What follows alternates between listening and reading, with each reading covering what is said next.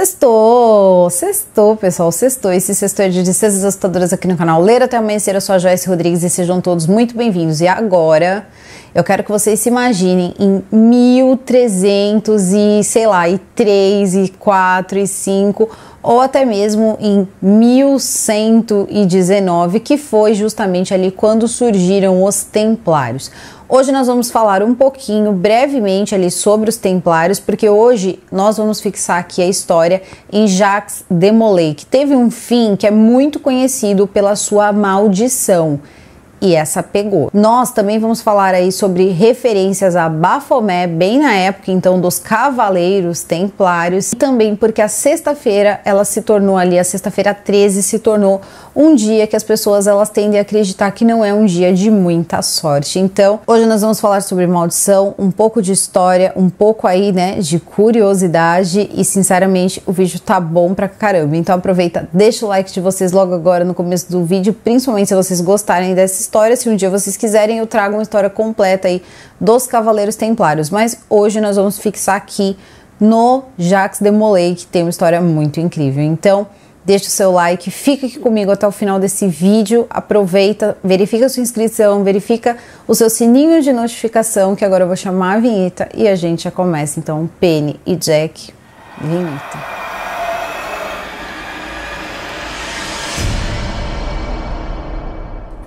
Então, se você não sabe o que é um Cavaleiro Templário, basicamente era o seguinte. Vocês imaginem, existiam pessoas, nós estamos falando de 1119, o ano de 1119. Por que os Cavaleiros Templários eles foram então convocados a viver uma vida basicamente ali quase monástica, tá? Essa é a verdade, porque eles tinham que abdicar de tudo. Eles faziam voto de pobreza, eles faziam voto de castidade, eles deixavam tudo para trás.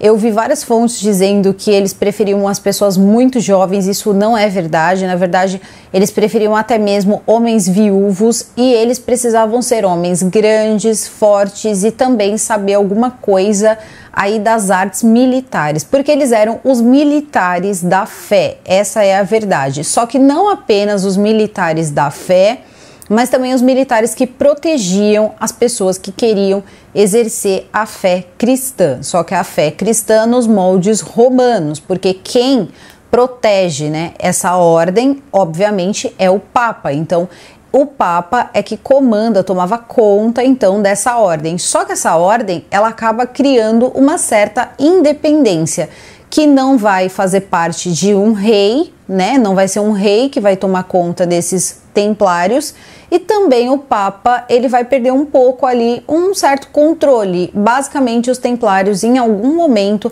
vai começar a ser um pouco mais popular até mesmo que o próprio rei e o próprio Papa, porque eles faziam um serviço que na época era um serviço sujo, mas era um serviço necessário em alguns momentos, principalmente para os peregrinos. E nós estamos falando de uma época, ou você era a caça, ou você era o caçador. Então, essa é a bem da verdade. Então, quando a gente para pensar em um lugar, né, como Jerusalém, eles protegiam Jerusalém, protegiam os locais sagrados para que os muçulmanos então não acabassem ali destruindo os lugares, como aconteceu com o Templo de Salomão, não destruíssem lugares santos, onde tinham ali, né, coisas santas, que era, por exemplo, a terra de Jerusalém. Eles protegiam muitos locais em Jerusalém, e as pessoas, os peregrinos, eles não apenas, eles queriam estar próximos a esses lugares santos, como eles precisavam fazer esses translados. Então, muitas vezes, em alguns momentos, essas pessoas precisavam enviar alguma ajuda financeira, precisava de proteção para poder andar nas estradas para fazer uma peregrinação, e eles precisavam de alguém que os protegessem, porque eles estavam perdendo as suas vidas nas mãos ali dos muçulmanos e também ali de outros grupos que acabavam pegando ali os cristãos e os fazendo padecer. Então é aí, então, que uma convocação é feita. Se cavaleiros ali muito fortes, muito hábeis, que estivessem dispostos a deixar toda a sua vida, vamos colocar aí mundana, para trás, para poder se tornar então um cavaleiro de Cristo, ou mais precisamente ali a ordem dos pobres cavaleiros de Cristo e do Templo de Salomão, que depois então foi reduzido para templários.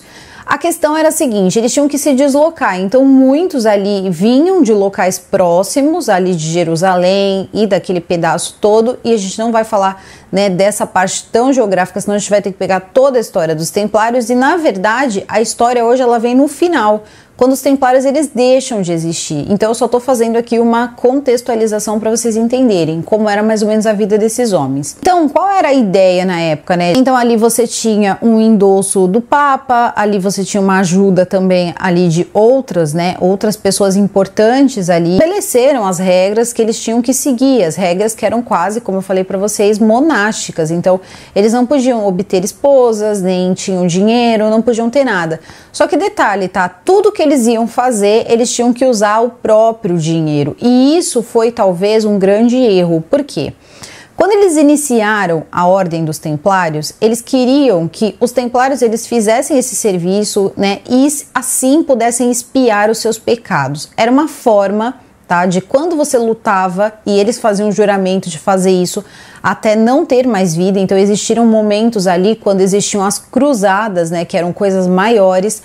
Eles acabavam ali defendendo, por exemplo, uma certa situação onde eles acabavam encurralados, e eles, para defender uma terra ali considerada santa, eles usavam o próprio corpo como barricada e não se importavam ali de serem capturados e simplesmente perderem a vida na mão do inimigo. Então, eles tinham vários inimigos ali no meio, né, dessa, enfim, dessa cena toda de proteger aí essas terras sagradas. Às vezes eles ganhavam, às vezes eles perdiam, mas em sua maioria eles perdiam. Só que independente de qualquer coisa, a segurança das pessoas, a segurança dessas pessoas que faziam dos peregrinos cristãos era muito efetiva, e tinham pessoas assim, um pouco mais pobres, um pouco mais ricas e pessoas muito ricas. Então logo no início começaram a ganhar consideração das pessoas, eles começaram a se tornar heróis, eram os heróis de Cristo, e eles começaram a ser presenteados. Então eles eram presenteados com as mais diversas coisas, propriedades, ouro, então todo tipo de coisa mesmo, principalmente pessoas que não tinham família.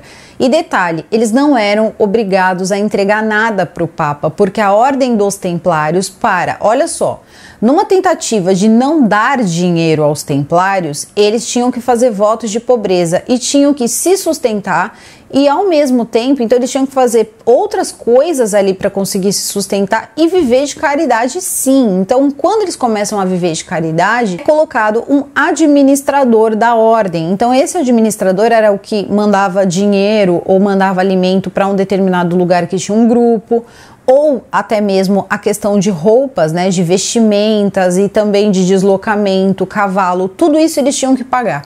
Inclusive, quando eles precisavam defender um lugar santo, eles pagavam as cruzadas. Então era por isso que eles acumulavam ali aquele dinheiro, e nunca era de uma única pessoa. O dinheiro era da ordem. Então, quando eles recebiam, né, o grupo recebia, um grupo X recebia, porque eles tinham ali espalhados ali vários grupos, eles recebiam, porém tudo ia para a ordem, e ali eles iam distribuindo de acordo com a necessidade. A questão toda é que logo nos 100 primeiros anos de existência da Ordem dos Templários, isso começou a se tornar algo muito, mas muito grande. Eles começaram a ganhar muito dinheiro protegendo pessoas, e eles começaram também a despertar nos reis e até mesmo nos papas em alguns momentos.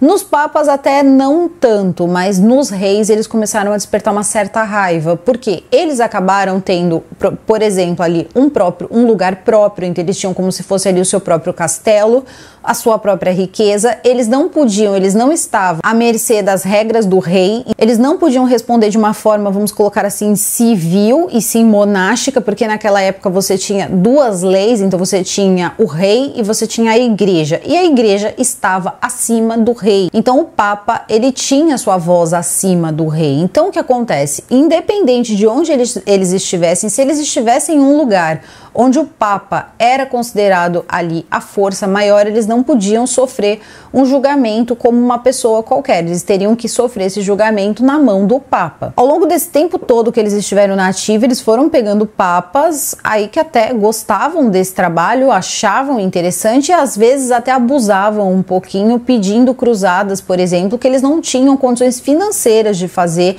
tinham poucas pessoas, não era fácil ter um grupo templário, então eles chegaram chegaram ali lá para o seu final, que também foi um momento de grande glória, que já não tinham mais tantas batalhas, porque eles já tinham perdido muitas também, eles chegavam a ter ali 15 mil soldados templários, vamos colocar esse, e era justamente essa quantidade de pessoas que iam para essas cruzadas enfrentar pessoas aí com muita capacidade ali de ataque. Assim, eles foram perdendo os territórios, então eles acabaram entrando em combate com muçulmanos organizados, com o Islã, com os curdos, então eles iam ali arrumando, né, essas encrencas, basicamente era isso. Para defender os lugares, esses homens, eles queriam invadir, eles queriam tomar Jerusalém e eles foram levando, né, até onde deu, até o dia que não teve jeito, eles perderam Jerusalém. Como eu disse para vocês, logo no início, eles estabeleceram várias coisas ali, até mesmo juramentos, então vocês podem perceber ali que a imagem do templário são 2 homens em um único cavalo, e isso não foi feito porque eles eram muito pobres, né, como se fosse assim, ou então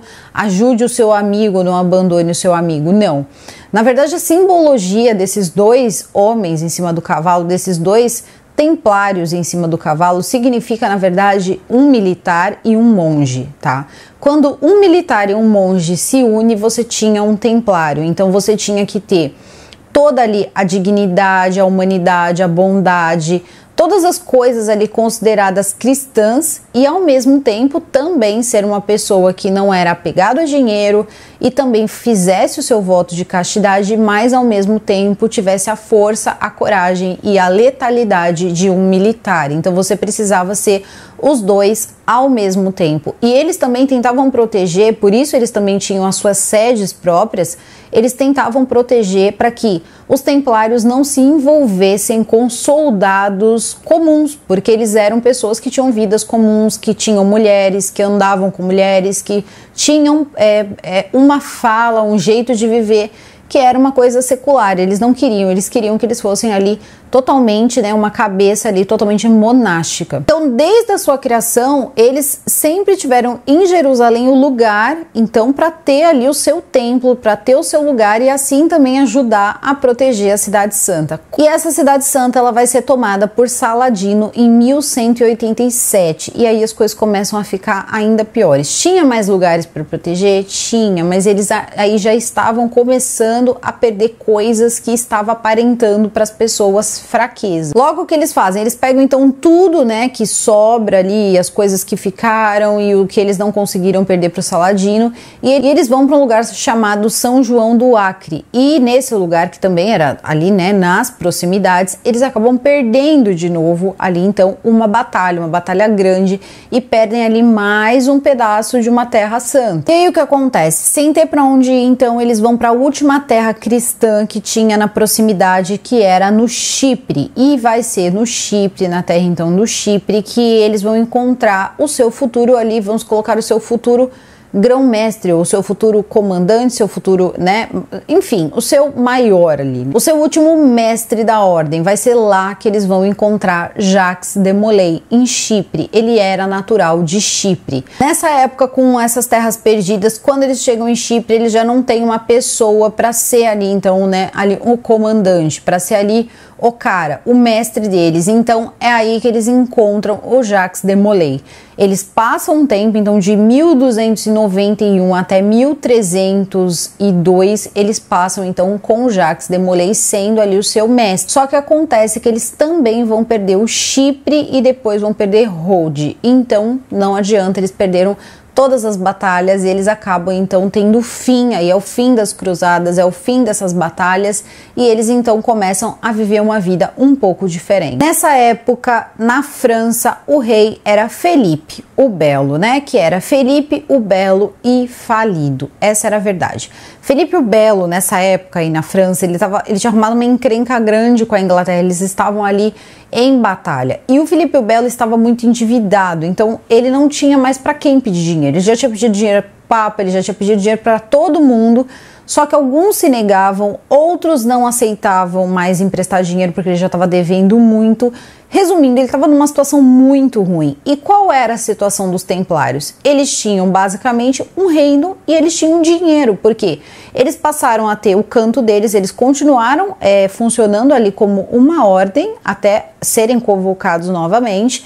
E existiam outras ordens também, que não eram só a ordem, né, a ordem do templo. Então o que eles pensam? Bom, para a gente dominar esse Jacques de Molay aí, que é, né, o comandante, vamos colocar aí, de tudo isso, nós precisamos de algumas coisas. Primeiro, o Papa não pode ser o mesmo, porque esse Papa protege, né, esses caras, e esses caras, eles são homens aí com muito dinheiro e que não respondem às regras de nenhum reino. Então, nenhum rei poderia fazer alguma coisa contra eles, e eles circulavam como eles quisessem, porque eles eram homens livres, né? Só quem tinha ali algum poder sobre eles era o Papa. Só que acontece que o Papa dessa época também não era muito feliz e contente com o Filipe o Belo. Então o que Filipe o Belo faz?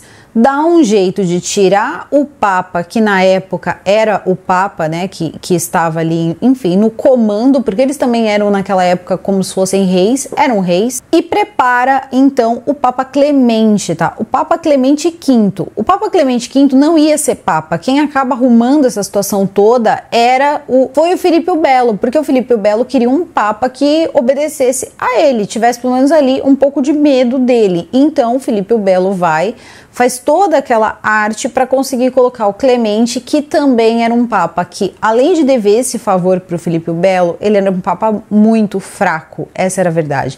Ele era um cara fraco, era um cara que não tinha voz ativa, muito diferente aí dos papas anteriores. Gente, eles tinham muito, mas muito ouro, eles tinham muito dinheiro, eles tinham muita coisa, e também, tá, eles sabiam fazer sistemas de transação que fazia o dinheiro aumentar cada vez mais. Eles começaram isso na própria Jerusalém. Então, quando eles precisavam que a pessoa recebesse algum dinheiro e determinada família não queria atravessar, né, para Jerusalém, eram os templários que levavam. Aí depois aquela pessoa, ela se sentia com gratidão, ela dava coisas para eles, e gente, eles tinham muito ouro mesmo. E também eles portavam documentos que fazia com que várias pessoas quisessem esses documentos. Vários reis queriam os documentos dos templários e sabiam ali que eram documentos e coisas ali muito raras, e eles não entregavam para ninguém. Quando eles começam a dizer que os templários, eles na verdade tinham encontrado a Arca da Aliança, ou até mesmo, quem sabe, o Santo Graal. Então, é por isso que tudo isso depois vai ser ligado lá no livro do Código da Vinci, porque dá pano para toda essa manga aí que vocês estão vendo. E lembrando, Jacques de Molay tomava conta de tudo isso. Não importa, você era um templário, não importa onde você estivesse, você devia satisfações para o Jacques de Molay, e também o dinheiro e todas as coisas que tinham que entrar, que tinham que sair. O administrador, ele tinha que prestar contas. Então, pasme. Uma hora eles vão inventar de fazer uma cruzada. Estão discutindo essa cruzada. Nesse meio tempo, o que o Filipe o Belo faz? Ele vai até a administração da Ordem de Molay e pede ali um empréstimo gigantesco que ele não podia pagar a eles, e vamos colocar ali que o cara que administrava todo aquele dinheiro vai lá e dá o dinheiro para Filipe o Belo, que não ia pagar esse dinheiro. Então o de Molay ficou muito bravo por eles terem entregado esse dinheiro, porque eles tinham acabado de fechar ali uma nova cruzada. Então eles estavam ainda em atividade, foi um período que eles ficaram ali tranquilos, mas eles já entrariam ali, continuariam suas atividades. Filipe o Belo, por sua vez, faz o quê? Diz para eles que eles podiam se juntar com a Ordem dos Hospitaleiros, que também era uma outra ordem que defendia os cristãos, mas não tinha poder ali militar quase nenhum. E lembrando, os templários eram militares, só que militares ali, vamos colocar, da fé, né? Seria mais ou menos isso. E uma outra ordem também menor, de menor importância também, e ele queria que as três ordens, e juntamente com a dos templários, então essas três ordens, elas se unissem em uma só, e que o rei Filipe o Belo fosse então o chefe dessa enorme ordem que se formaria. Só que não, porque Jacques de Molay não era burro. Então Jacques de Molay percebeu que ele estava querendo fazer isso por causa de dinheiro. Onde ficava o ouro, onde ficava determinadas coisas, as terras, eles tinham muitas terras, assim, eles ganhavam propriedades, eles ganhavam terras e eles alugavam, porque eles não precisavam de lugar para dormir, eles não precisavam de quase nada. Então eles tinham feito voto de pobreza, eles usavam uma única roupa, eles não podiam ostentar joias, eles não podiam nada. Então todo o dinheiro era ali empregado, utilizado e sempre feito para render, porque quanto mais dinheiro rendia, mais recursos ali de locomoção e também para poder ali ficar mais tempo em batalha, eles tinham para poder fazer uma cruzada. Entenderam? Então assim, não era uma coisa que acontecia por pura vontade, não. Só que sempre tem uns e outros, e as pessoas elas falam, né, em falar dos templários, mas a questão é a seguinte: eles tinham sim muito dinheiro e tinha condição ali de se sustentar por muito tempo. Só que aquele dinheiro era de toda a ordem, e essa é a verdade. Então o que acontece? Quando esse dinheiro ele é emprestado, não tinha de forma alguma desfalcado tanto os cofres, mas acontece que o Jacques de Molay já estava sacando qual que era então a do Felipe o Belo. Ele queria dominar a Ordem dos Templários para poder saquear a Ordem dos Templários, tirar deles o prestígio, tirar deles o dinheiro e depois simplesmente se livrar deles. Logo, Felipe o Belo, né, ele vai ficar muito bravo, Felipe o Belo vai saber e vai ficar muito ofendido, porque o Jacques de Molay vai se negar a se juntar nessa ordem aí, onde o Felipe o Belo seria o chefe. Ele disse que ele estava a cargo do Papa e não do Felipe o Belo. E é quando o Felipe o Belo fabrica, né, o Clemente V, tá? Felipe o Belo, ele não era burro e ele devia para muita gente, ele era um bom sacana. Então o que que ele fez?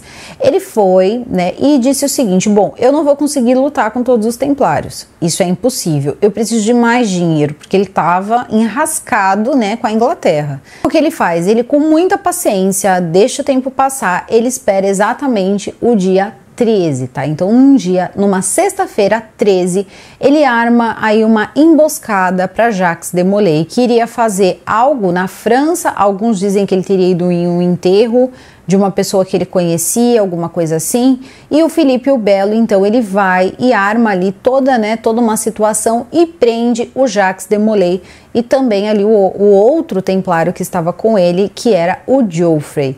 Os dois então são presos. O homem espalhou para todo mundo que eles eram pessoas ali, homens que na verdade eles não eram casados, porque um ali tinha relações íntimas com o outro, que eles cuspiam na cruz de Cristo. Eles eram adoradores de Baphomet.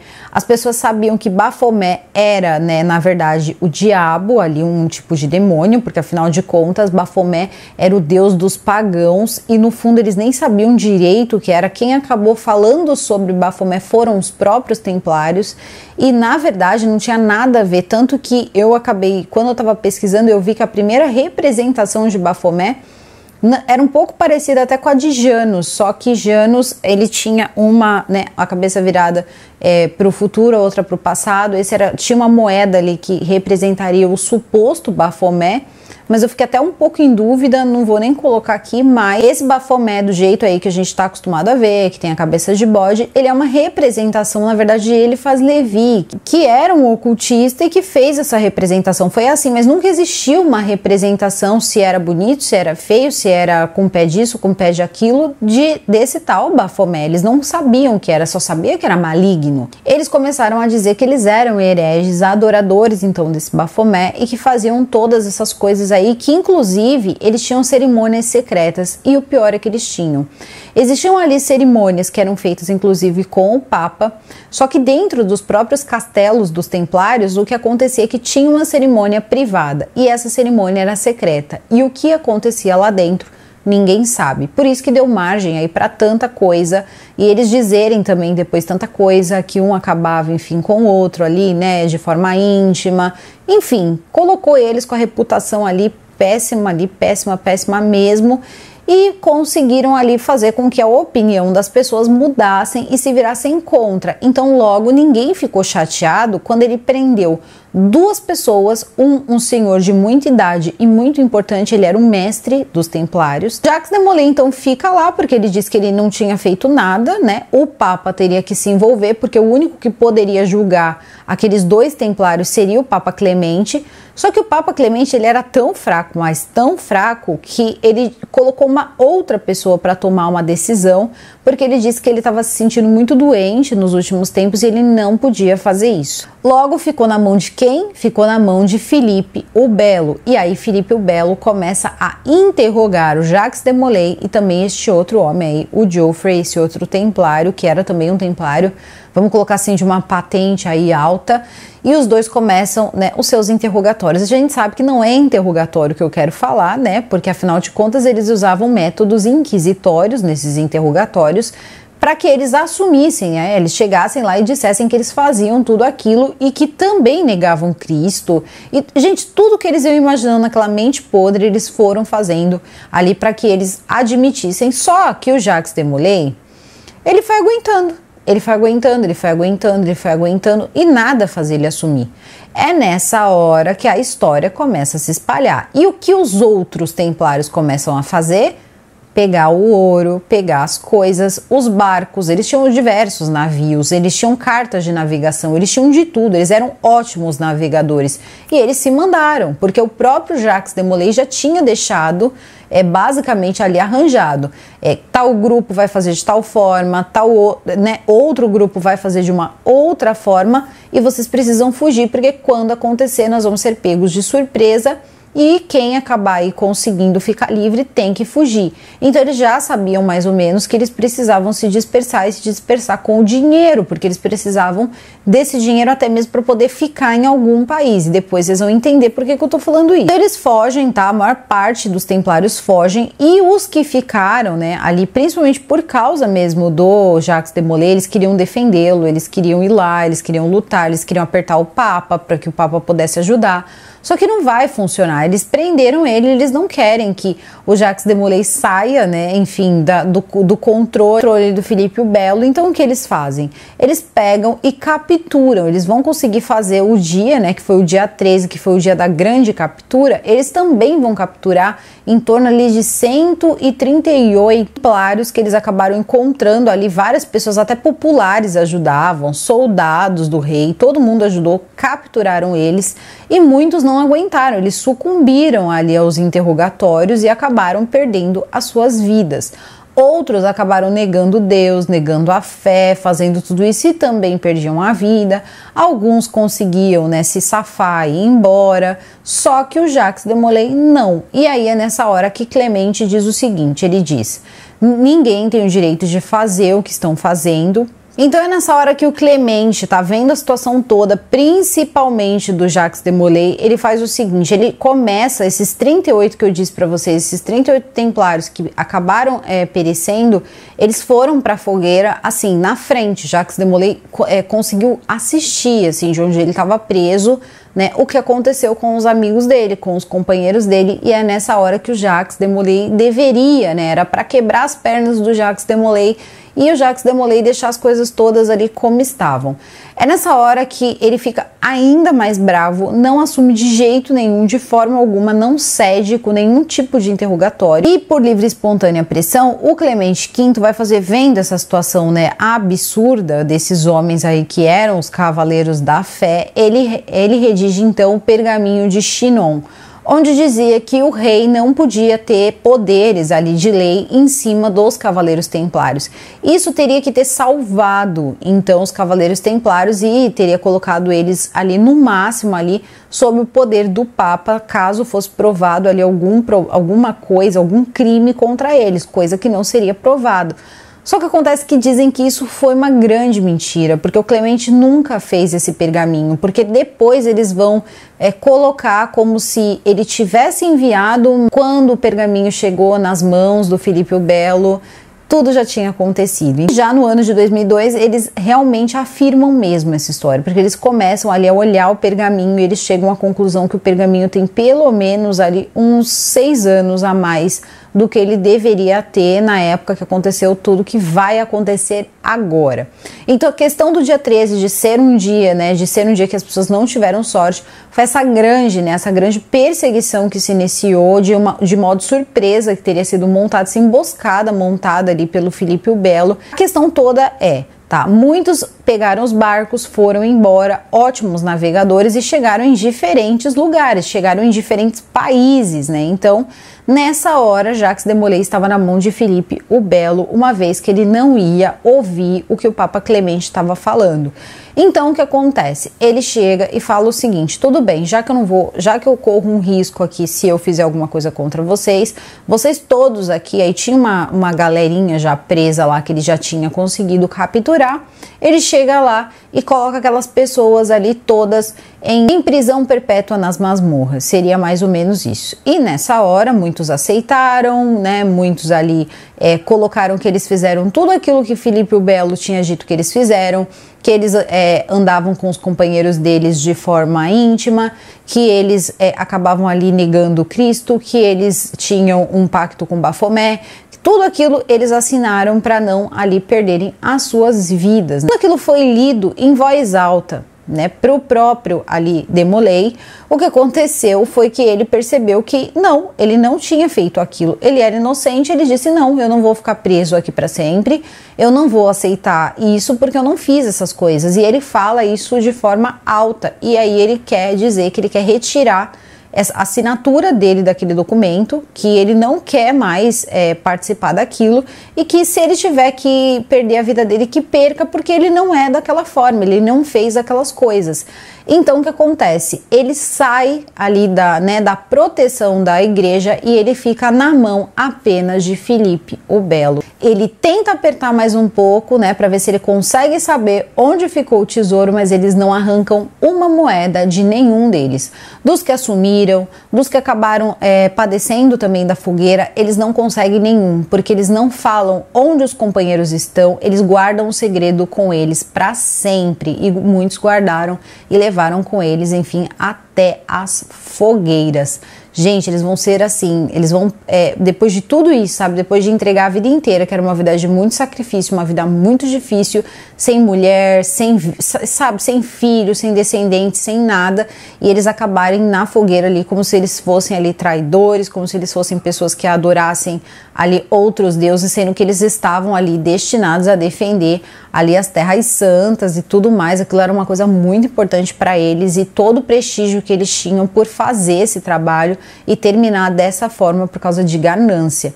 Então eles pegam esse senhor depois de 7 anos preso, tá? O Jacques Demolay vai ficar preso por 7 anos, ele, o amigo dele, o Geoffrey, que também não vai assumir. Então os dois depois, o Demolay já tinha bastante idade, então eles amarram ali no mesmo dia que o Demolay fala que ele não aceita aquela prisão perpétua e esse vai e não vai de papa. Ele chega então, Clemente chega até o lugar, até o reino então, né, do Filipe o Belo, e no dia 18 de março de 1314, então, o Jacques Demolay, juntamente também com o amigo dele, são colocados no mesmo momento. É preparado um cadafalso quando eles percebem que eles não vão assumir, que eles não concordam com aquilo, quando é lida então, né, a decisão da prisão perpétua por todos aqueles crimes horríveis ali que ele estava imputando a eles. Ele diz que não vai fazer, e nessa mesma hora o cadafalso é feito e também ali já é montado todo o esquema, porque eles seriam então queimados na fogueira. Então nessa hora o que acontece? Jacques Demolay vai, tá, convicto de que ele não fez nada, sem medo e sem entregar ninguém, sem dizer onde tá ninguém. Eles nunca disseram para onde foi um ou para onde foi outro, ninguém soube para onde eles se dispersaram, e eles eram muitos. Então o que acontece é que as fogueiras então são acesas, e nesse momento Jacques Demolay então, tá, nos seus segundos, vamos colocar aí, finais, quando eles começam a acender a fogueira dele, ele olha para Filipe o Belo e também para o Papa e diz o seguinte, que ambos não passariam daquele ano, e que a conversa final ainda seria naquele ano, quando eles se encontrassem com Deus e pudessem então realmente saber qual era a verdade e qual seria a justiça. Ele estava amaldiçoando Filipe o Belo até a 13ª geração, que os três se encontrariam então perante o Criador, e eles discutiriam então quem era culpado do quê. Enquanto o corpo dele estava em chamas, era isso que ele ia proclamando, e as pessoas ficaram assim muito assustadas, principalmente porque não ia demorar muito tempo. Em pouquíssimo tempo, uma doença muito estranha que já tinha ali, né, apresentado algum sintoma no Papa Clemente se agrava de uma forma violenta, e naquele mesmo ano o Papa Clemente morre. É nessa hora que o povo começa a ficar assustado, porque as pessoas que assistiram ao redor, tinha muita gente assistindo isso, tá, que aconteceu, e as pessoas começaram a ver que aquilo, né, tava ficando ali um pouco pesado. Tinha acontecido com o Papa, tinha acontecido com o disseminador das notícias falsas, que foi a pessoa que foi lá no reino, né, falando para todos os franceses como os templários eram, e também o próprio Felipe o Belo acaba sucumbindo no mesmo ano. E seguido a ele, os 3 filhos que estariam ali na linha, né, para serem então os seus sucessores ali no seu trono, também perdem a vida. Inclusive o seu neto, o neto de Felipe o Belo, também padece. Quando Felipe o Belo ele perde a vida dele, logo em seguida o primeiro filho dele também padece, as pessoas lembram do nome do Jacques de Molay e sabem que aquilo era verdade, que eles eram inocentes e que na verdade aquele rei ele tinha feito tudo aquilo contra pessoas inocentes, e é nesse momento que eles têm a certeza que aquilo é a vingança de Molay. Então, desse dia em diante, toda a linhagem, assim, ele foi o último da linhagem dele, tá? Foi o Felipe o Belo. Então, logo depois, eles acabam, assim, sucumbindo. Então, tudo dá a entender, né, na cabeça e no imaginário das pessoas e também nos livros ali que contam as histórias dos franceses, que essa foi uma praga, vamos dizer assim, que pegou, né? Não se dá para saber se de verdade, né, foi uma coisa sobrenatural ou algo assim, mas que aconteceu. E também é o seguinte, isso favoreceu muito os outros que estavam em outros países. Quando eles foram percebendo, né, o que tinha acontecido com Jacques de Molay, muitos disseram que não prendessem o Jacques. Foi o caso do rei Eduardo I, que não aceitava que fizessem aquilo com os templários, mas depois, com o tempo, tá bom, eu não aceito, mas eu não vou perseguir, de repente eu também não quero vocês aqui porque é problema, então assim, eu não quero me meter, não vou defender, mas não vou condenar, mas também não vou defender. E eles encontraram ali um bom apoio, na verdade, em Portugal.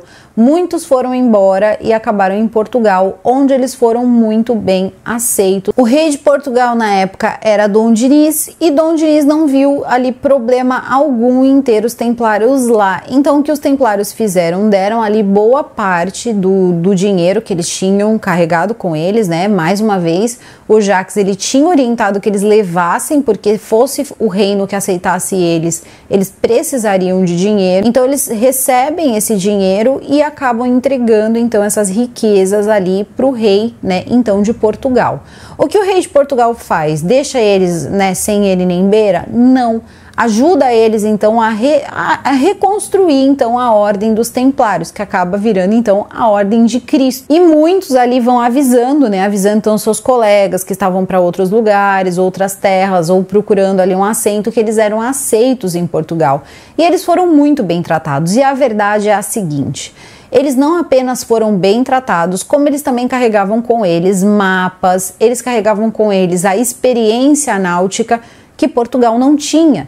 Então eles pegam aquele lugar, aquele porto ali, aquele lugar pequeno, e eles simplesmente modificam todo o cenário, tá? Todo o cenário de Portugal, fazendo de Portugal um lugar assim respeitável, que inclusive também navegavam tão bem que acabaram encontrando aqui o Brasil.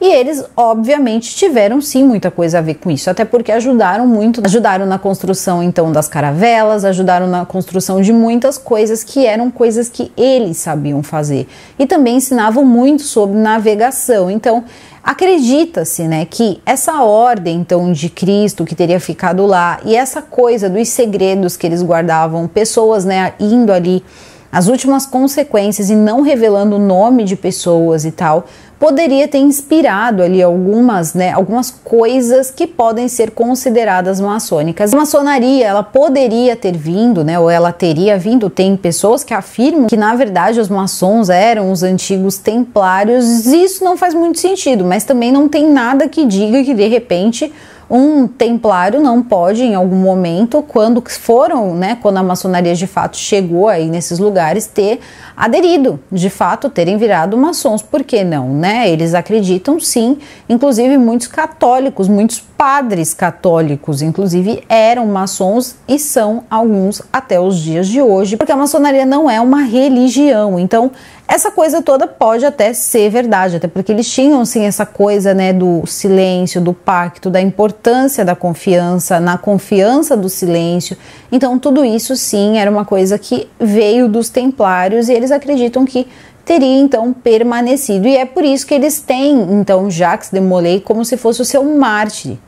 Então foi um mártir que tinha tudo a ver ali com os conceitos maçônicos e eles começaram ali a utilizar tudo isso, o que os liga também a Baphomet. Então essa também foi uma forma ali de colocar Baphomet na história, né, dos maçons, o que não faz o menor sentido, porque você não vai encontrar isso ali, né, enfim, nas lojas maçônicas, que na verdade, na tradução, aqui no Brasil fica loja, mas não é loja, é lote, mas isso também é para uma outra história, teria que falar sobre a maçonaria, e no caso sobre os templários, como tudo isso funcionava milimetricamente, também teria que falar só sobre os templários. Hoje eu tô falando da Sexta-feira 13, eu tô falando da maldição de Jacques de Molay, e também tem um fato curioso aqui que eu vou contar para vocês agora.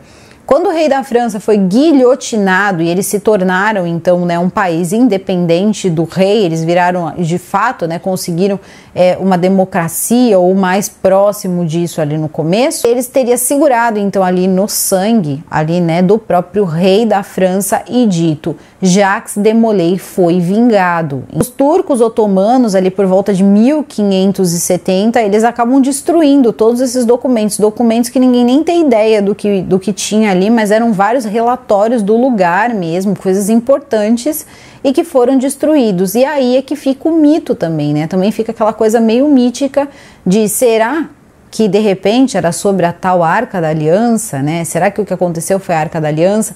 E muitos também que dizem que de repente o que aconteceu ali do Jacques de Molay ter falado aquilo e ter acontecido já teria sido um poder aí sobrenatural da Arca da Aliança, que eles teriam retirado de lá, mudado de lugar. Depois um outro homem teria roubado deles, levado para a Escócia. Gente, teriam colocado essa Arca da Aliança em tantos lugares diferentes que vocês nem imaginam, e que sim, muitos acreditavam que eram os templários que conseguiram ali encontrar a Arca da Aliança. Hoje eu trouxe para vocês aí esse singelo vídeo que talvez tenha trazido para vocês mais informações históricas do que assustadoras, mas eu espero que vocês tenham gostado. E se tiverem alguma ideia de algum outro vídeo que seja assustador, ou histórico, ou curioso, ou misterioso, coloquem aqui nos comentários que eu trago para vocês. Eu vou ficando por aqui, o vídeo fica por aqui. Eu desejo a todos vocês um excelente final de semana, um ótimo Dia das Mães, um super beijo e até o próximo vídeo. Fui!